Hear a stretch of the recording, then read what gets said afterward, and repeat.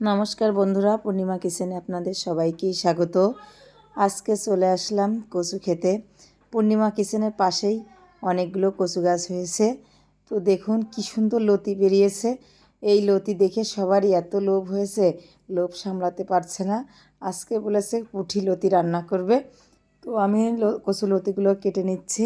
ওখানে অনেকগুলো হয়েছিল, দু জায়গার থেকেই নিচ্ছি।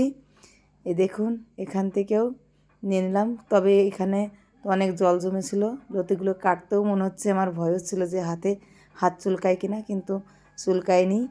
এ দেখুন আমি রান্নার সব কিছু গুছিয়ে নিয়ে এসেছি। পুঁটি মাছ, এই মাছটা লবণ হলুদ দিয়ে সুন্দর করে মাখিয়ে নিচ্ছি। কড়াইতে তেলটাও আমার গরম হয়ে গেছে।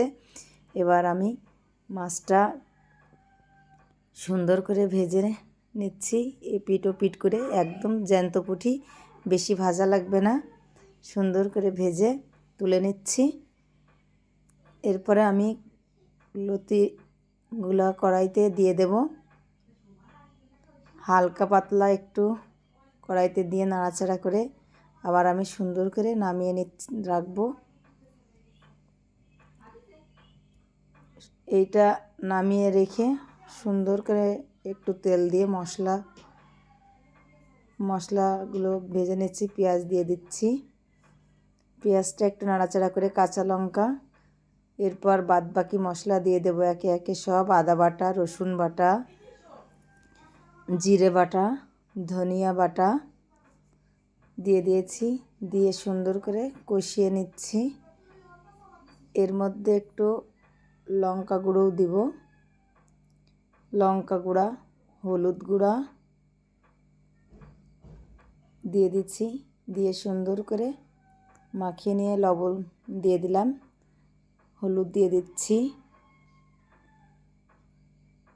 এই মশলাটা সুন্দর করে কষে নিতে হবে। মশলা কষার মধ্যে জল দিয়ে দিয়েছি। জলটা ফুটে উঠলেই কচুলতিটা দিয়ে দিলাম। কচুলতি দিয়ে মাছটাও দিয়ে দিয়েছি। সামান্য পরিমাণে একটুখানি জল দিচ্ছি যাতে ঝোলটা সুন্দর করে ফুটে স্বাদ আনে। এর মধ্যে দিয়ে দিচ্ছি এবার লেবুর রস। আমি কাগজে লেবুর রস করেছিলাম, দিয়ে দিলাম। তরকারিটা হয়ে গেছে, সুন্দর করে ঢেলে নিচ্ছি। রান্না শেষ হয়ে গেছে। দেখুন কি সুন্দর হয়েছে, দেখেই কিন্তু মন জুড়িয়ে যাচ্ছে, জিভে জল আনার মতো রান্না। এবার আমার মেয়েও খেতে বসে গেছে, ও নিজেই তরকারিটা তুলে নিচ্ছে।